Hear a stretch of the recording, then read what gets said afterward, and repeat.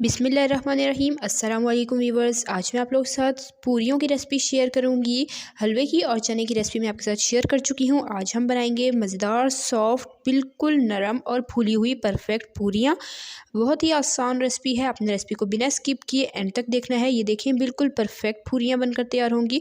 छोटे छोटे टिप्स हैं जिनका आपने ख्याल रखना है। आपकी रेसिपी भी बिल्कुल परफेक्ट बनेगी। रेसिपी स्टार्ट करते हैं। बिस्मिल्लाहिर्रहमानिर्रहीम।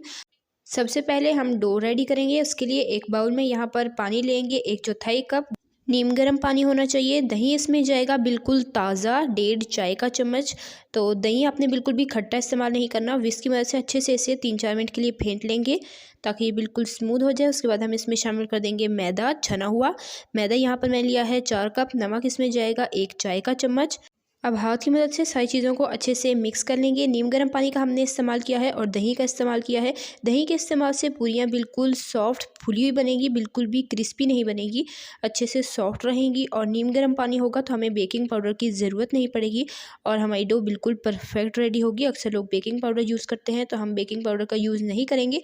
हम यहाँ पर नीम गर्म पानी का इस्तेमाल करेंगे। तो यहाँ पर मैं थोड़ा थोड़ा करके नीम गर्म पानी शामिल करती जाऊँगी और डो को अच्छे तरीके से गूँध लूँगी। डो को हमने बहुत ज़्यादा सॉफ्ट नहीं रखना, थोड़ी सी ये हार्ड ही होनी चाहिए। तो पानी थोड़ा थोड़ा करके शामिल करेंगे ताकि डो ज़्यादा सॉफ्ट ना हो।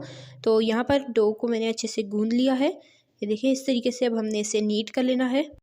तो यहाँ पर डो अच्छे से मैंने रेडी कर ली है। डो रेडी होने के बाद इस तरह से फिंगर से आप चेक कर लें। ये देखें, इस तरह से ये आपस में जुड़ नहीं रही, मतलब बिल्कुल परफेक्ट हमारी डो रेडी हुई है, बहुत ज़्यादा सॉफ्ट नहीं है। एंड पर 2 टीस्पून हम इसमें कुकिंग ऑयल डालकर इसके दोबारा से अच्छे से नीट कर लेंगे। कुकिंग ऑयल हमने एंड पे डालना है। अगर शुरू में ही हम डाल देंगे तो पूरियाँ हमारी सॉफ्ट नहीं बनेंगी, हार्ड बनेगी। तो इस बात का भी आपने ख्याल रखना है। डो रेडी हो चुकी है। अब इसे किसी गीले कपड़े से ढककर 15 से 20 मिनट के लिए रेस्ट दे देंगे। तो 15 से 20 मिनट हो चुके हैं इसे रेस्ट दिए हुए। अब इसे निकाल कर इसके पेड़े बना लेंगे। तो सबसे पहले इसे इस तरीके से लंबाई में रोल करेंगे ताकि हम इसके बराबर साइज़ के पेड़े बना सकें। तो इस तरीके से रोल करने के बाद यहाँ पर मैं एक नाइफ़ की मदद से इसकी कटिंग करूँगी ताकि सारे पेड़े एक ही साइज़ के हों। तो 4 कप मैदे से 12 से 14 पूरियाँ आसानी से बन सकती हैं, दरमियाने साइज़ की। तो यहाँ पर मैंने इसकी कटिंग कर ली है। अब इस तरीके से हम इसका बिल्कुल राउंड गोल पेड़ा बना लेंगे। तो इसी तरीके से मैं सारे के सारे इसके पेड़े रेडी कर लूँगी। अगर आपको रेसिपी ज़रा सी पसंद आई है तो वीडियो को लाइक करें, शेयर करें अपने फ्रेंड एंड फैमिली मेम्बर्स के साथ। चैनल पर रहें सब्सक्राइब ज़रूर किया करें, साथ मौजूद बेल आइकन को भी प्रेस कर लिया करें ताकि आपको इसी तरह की मज़ेदार आसान सी रेसिपी सबसे पहले फ्री में देखने को मिल सके। अब यहाँ पर एक प्लेट या ट्रे ले लेंगे, उसे ऑयल की मदद से अच्छे से ब्रश से ग्रीस कर लेंगे। सारे पेड़े हम इस पर रख लेंगे और उसके बाद हम ब्रश की मदद से ऊपर से दोबारा से ऑयल लगा लेंगे ताकि ये बिल्कुल भी ड्राई ना हो। अगर ये ड्राई हो जाएंगे तो पूरियाँ हमारी सॉफ्ट और फुली हुई नहीं बनेगी। तो इस तरह से आपने अच्छे से ऑयल लगाना है और उसके बाद गीले कपड़े से ढाँप कर आपने इसे आधे घंटे के लिए रेस्ट दे देना है। तो रेस्ट बहुत ज़रूरी है। मैंने इसे रेस्ट दे दिया है। रेस्ट के बाद यहाँ पर आप देख लें, पेड़े का साइज़ मैंने इतना नॉर्मल सा रखा है, बहुत छोटा नहीं रखा। तो यहाँ पर काउंटर पर अब हम ऑयल ले लेंगे और काउंटर पर भी ऑयल लगा देंगे और इस तरीके से बेलन पर भी हम ऑयल लगा देंगे।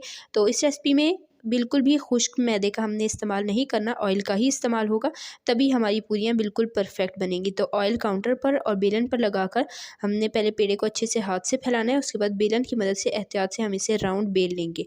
अगर गोल ना हो तो कोई परेशानी की बात नहीं है, तेल में जाकर ये खुद ही हो जाती हैं सेट। तो इस तरीके से मैंने इसे बेल लिया है। बहुत ज़्यादा पतला आपने नहीं बेलना वरना पूरियाँ अच्छे से नहीं फूलेंगी, इसलिए रोटी थोड़ी सी मोटी होनी चाहिए। तेल को हमने अच्छे से गर्म कर लिया है। इस तरीके से हम थोड़ा सा आटा डालकर चेक कर लेंगे। जैसे ही वो ऊपर आ जाए इसका मतलब है तेल बिल्कुल परफेक्ट गर्म है। अच्छे से इस तरह से गर्म होना चाहिए, तब पूरियाँ परफेक्ट बनेंगी। उसके बाद हमने एक एक करके इस तरीके से पूरियाँ डालते जानी है और चम्मच की मदद से इसे इस तरीके से दबाते हुए घुमाते हुए पकाना है। जैसे गोलगप्पों को हल्का सा दबा दबा कर फ्राई किया जाता है, इसी तरह से हमने फ्राई करना है। 2 से 3 मिनट फ्राई करना है, बहुत ज़्यादा डार्क कलर नहीं देना।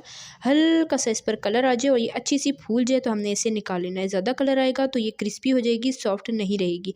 तो इसी तरह से हम सारी की सारी पूरियाँ बनाते जाएंगे। माशाल्लाह से आप देख सकते हैं बिल्कुल परफेक्ट फुली हुई पूरियाँ बन रही हैं, कोई पूरी बिल्कुल भी ख़राब नहीं बन रही। तो ये देखें, तीसरी भी मैं आपको बना के दिखा देती हूँ। तो तीनों की तीनों पूरियाँ मैंने बना ली हैं।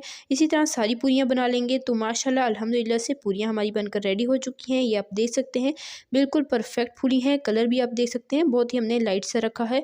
तो एंड पर मैं आपको तोड़ कर भी चेक कराऊँगी ये कितनी सॉफ्ट बनी है। तो देखा आपने, पूरियाँ बनाना बहुत ही आसान है, मिनटों में ये तैयार हो जाती है। और यहाँ पर आप देख सकते हैं कितनी ये सॉफ्ट बनी है, बिल्कुल परफेक्ट।